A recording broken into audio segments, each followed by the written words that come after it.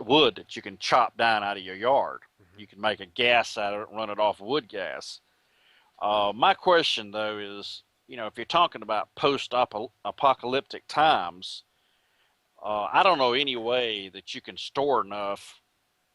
Now we're talking about the average Joe. Now we're not Sure. talking about the person who has millions of dollars. Yeah. If you've got enough money, I would advise you to go out here and buy an abandoned missile silo Yeah.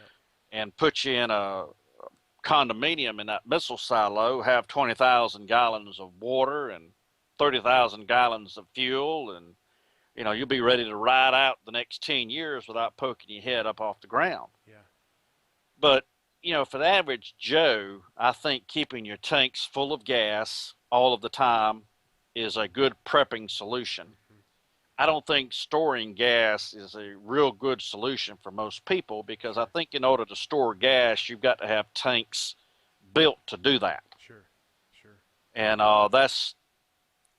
if you go to doing that the way it should be done, you even get into government regulations about storing gasoline. Hmm. So I don't know any real good. Some people are doing solar. I think solar is an answer for some things. Hmm. You can put in solar panels, a stack of batteries, and it's somewhat affordable to do this. And you could run lighting off of 12 volts and that kind of thing. Hmm. I think that's doable. Sure. We look when we were looking at buying a house. We did see a place. I think it was 40 miles west of Cheyenne. And they had three windmills, and they also had a generator.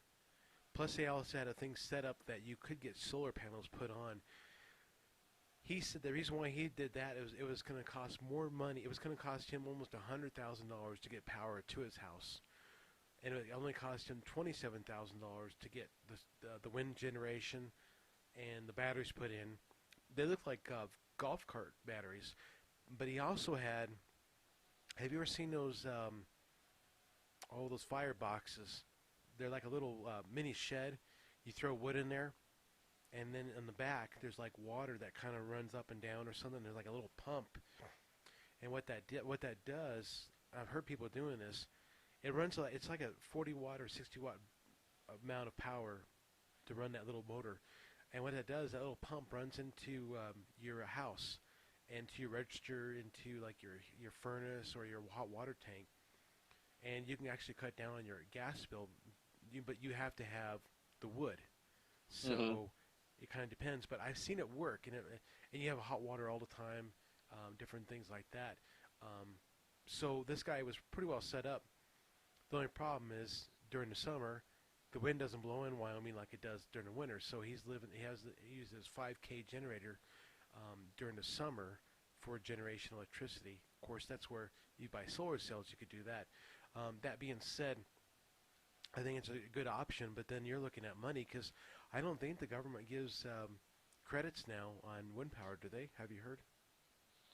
Well, I don't know about that, but when you start talking about trying to keep up a standard of living that we have now in a kind of collapsed society, I think number one, you throw electricity out the window. Sure.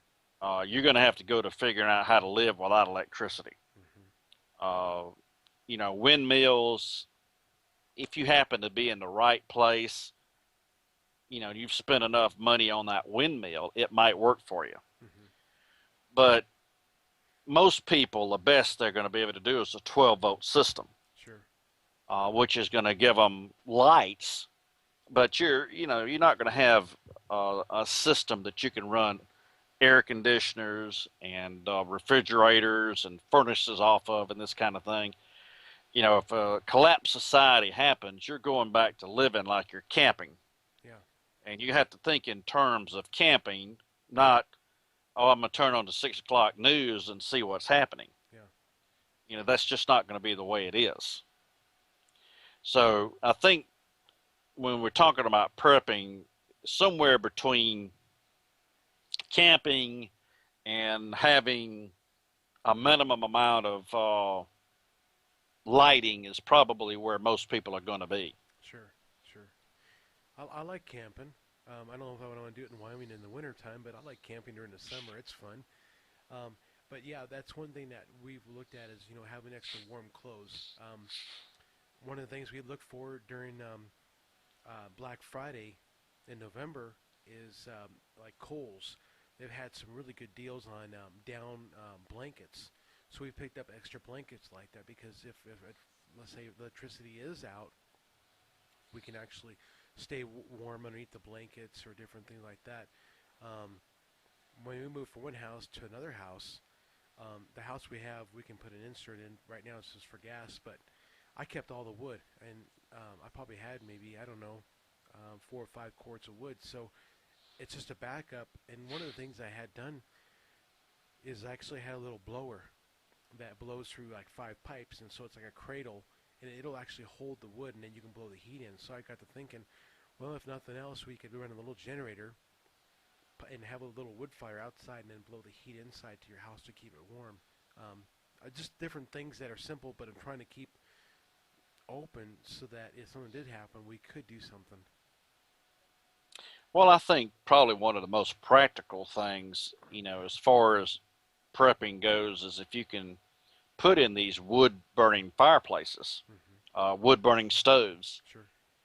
because you can seriously heat a room and maybe even a whole house with a good wood burning fireplace or wood burning stove. I think that's very practical. Hmm. Um, and I think a lot of people are doing that. I was going through the mountains Saturday, Yeah. and I took a 2 hour trip up to, in the mountains and came back down here. But I noticed 3 or 4 different, maybe more than that even, different homes that were burning wood. Hmm. And it just reminded me of the fact that, even the nicest homes, you can install wood burning ovens in them. Yeah. They make a good, almost like a good decoration if they're just sitting there. Yeah. But you store the wood, and wood will store for a long period of time. Sure. And that is a very practical way to heat your house because I think their power grid has a great number of liabilities to it. Hmm. You know, in a in any kind of a full scale attack, if you've looked at the scenarios, it only takes two nukes set off across the United States to wipe out all of the power in the United States. One on the East Coast, one on the West Coast, and you have no power. Yeah. Yeah. And that's from EMP. Hmm. Are you familiar much with EMPs and stuff that you can kind of protect your electronics? Yes, Okay. years ago I was involved in telecommunications, Okay. so I do understand EMP, and there are ways to protect things from it. Hmm. It's just that generally speaking, we don't. Now, what about your vehicles? How do you protect your vehicles so they could start after an EMP, or is there a way of doing that? Well, if you had a vehicle that had an all metal frame, Okay. all metal body, if you knew about it in advance, you could ground the all metal body to the ground, Okay. and you would protect the electronics in the vehicle. I see. Okay. Let's say you had a Airstream travel trailer. It's all metal body. Okay. You could ground it. Just run a stake in the ground, run it up to the frame, and everything inside of there would be protected from EMP. So if you had actually a metal garage and parked your vehicle inside and your garage is grounded, you should be able to outride that EMP. You could. Technically, it's called a Friday cage. Okay.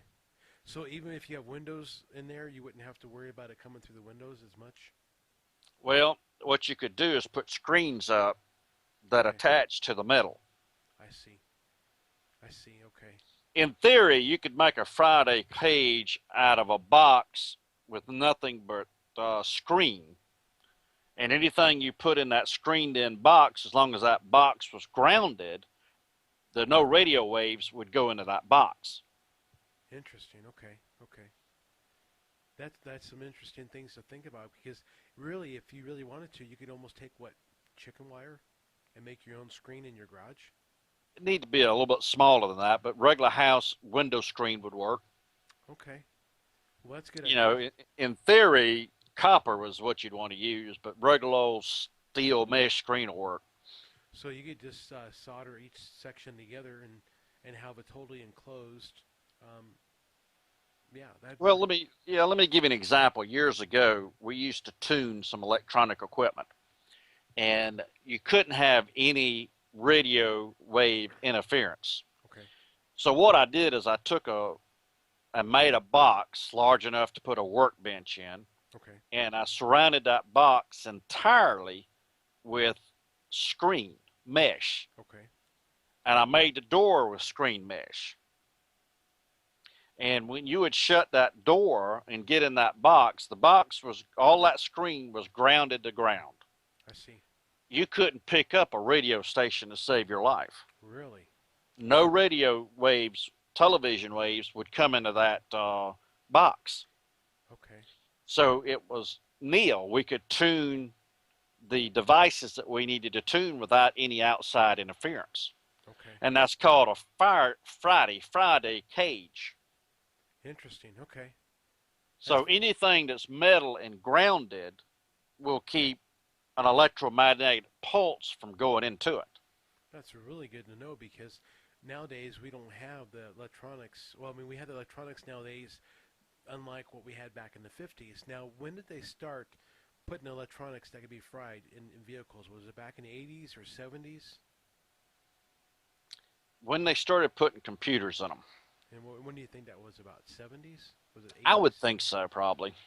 So, in all reality, if you had nothing else, you could probably have an old Willys truck from the 50s and you'd be fine. Oh, you'd be fine then, yeah. What fries in an automobile or even in any modern appliance? I think I lost you, CK. How about now? There we go. We're good. Okay. What fries from an EMP pulse is microchips. Okay. Uh, they they can't take over 5 volts, whether that's in a television set or a computer or anything like that. It's truly running on 5 volts, and an EMP pulse creates for a microsecond hundreds or thousands of volts, and that's what fries those things. And so if you've got an old car that doesn't have anything but a coil and a spark plug, you're fine. I used to have a 64 Falcon that was just like that. So it was easy to work on. Nowadays, you have all this stuff in there that's definitely makes it hard to work on an engine. Right. And also friable. Yeah, definitely. Okay, so if a person has a Faraday cage or can make one in their garage, the thing that begs the question is, if you got a vehicle that runs and no one else does, people are going to want your vehicle. Wouldn't that stand to be true? Well, I think that's true. So you might want to get out of Dodge before everybody realizes you got a vehicle that runs. Then, um, we talked about moving, running up to Canada and stuff. What do you hear from people? Are they talking about going to the mountains when things go bad? Are they going to stay where they're at? What are your thoughts? I think that falls into several groups. One group of people probably have already gotten bug out locations. They've already spent money to and prepared those things. Um, and I think some of those are in the mountains. Some of them would be out west. Hmm. Um, but then I think the vast majority of people probably have not even given it a thought. Yeah. And those who do, I think the majority of those people are probably going to try to shelter in place. Hmm. That is, staying wherever they're at. And I think that's reasonable unless you live in a large city. Sure. I think if you live in a large city, you need to be out of that city before an economic collapse happens or, uh, any kind of big red flag event happens. I don't think you need to be in that large city. Yeah. Um, I have a family member that lives in